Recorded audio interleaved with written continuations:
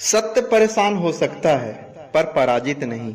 आपने तो ये कहावत सुना ही होगा, पर ये डायरेक्ट सेलिंग इंडस्ट्री पे सच साबित हुआ है साथियों। 21 जून 2023 बुधवार का दिन भारतीय डायरेक्ट सेलिंग इंडस्ट्री के इतिहास में स्वर्णिम अक्षरों में दर्ज हो गया। पता है कैसे? ये क्या है मामला, मैं आपको इस वीडियो के माध्यम से आपको विस्तार से जानकारी दूंगा। आज का वीडियो हर एक डायरेक्ट सेलर, हर एक नेटवर्क मार्केटर के लिए बहुत ही इंपॉर्टेंट वीडियो है। इस वीडियो को लास्ट तक जरूर आप देखिए।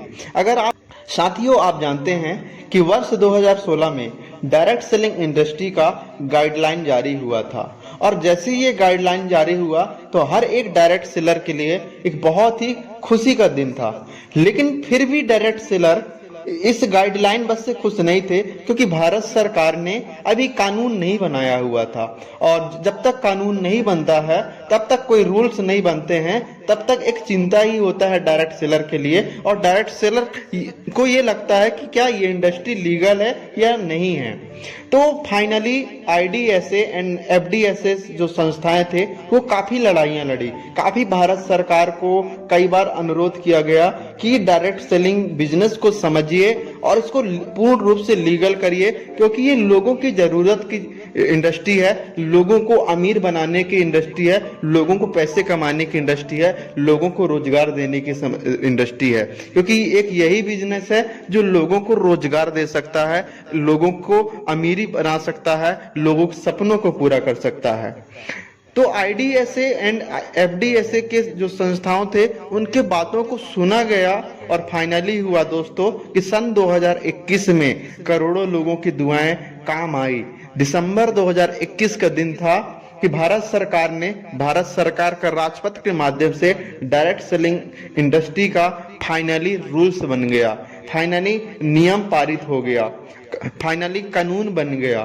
तो एक बहुत खुशी के दिन आया दिसंबर 2021। मतलब डायरेक्ट सेलिंग भारत में पूर्ण रूप से लीगल हो चुका था। अब कोई भी व्यक्ति बिना सोचे, बिना टेंशन के इस इंडस्ट्री पे अपना करियर लगा सकता था।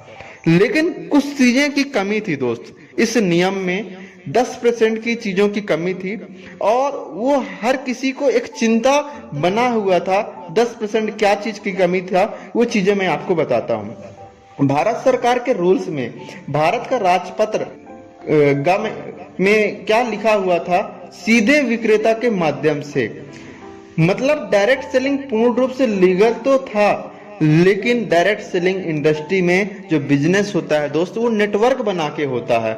लेकिन नेटवर्क शब्द डायरेक्ट सेलिंग इंडस्ट्री का जो रूल्स आया था उसमें नेटवर्क शब्द नहीं था, मतलब नेटवर्क बनाना लीगल नहीं था। ये चिंता का विषय था, और चिंता का विषय होना भी चाहिए, क्योंकि हम नेटवर्क मार्केटिंग में नेटवर्क बना के बिजनेस काम कर रहे हैं। लेकिन ये इंडस्ट्री नेटवर्क से ही चलता है, और नेटवर्क शब्द पूर्ण रूप से लीगल नहीं था।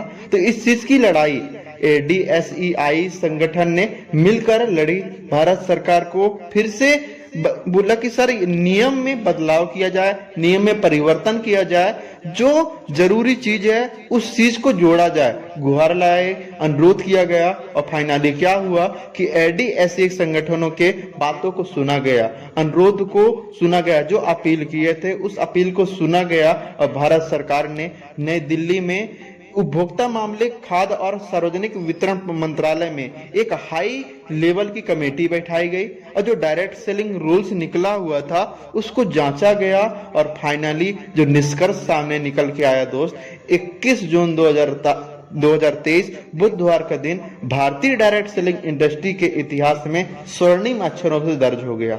क्या था मामला? भारत सरकार ने 21 जून 2023 को जारी अधिसूचना में खंड घ में शब्द जो था सीधे विक्रेताओं के माध्यम से के स्थान पर सीधे विक्रेताओं के नेटवर्क के माध्यम से प्रतिस्थापित किया गया। मतलब ये सब कुछ जोड़कर देश के करोड़ों डायरेक्ट सेलर के भविष्य को सुरक्षित करने का ऐतिहासिक निर्णय लिया गया। साथियों, भारत में डायरेक्ट सेलिंग नेटवर्क मार्केटिंग पूर्ण रूप से लीगल हो चुका है और आज का एक ऐसा समय है कि आज भारत में इस इंडस्ट्री का स्वर्णिम युग कहा जाता है, क्योंकि आज भारत में सबसे ज्यादा जनसंख्या है, दुनिया से सबसे ज्यादा जनसंख्या है।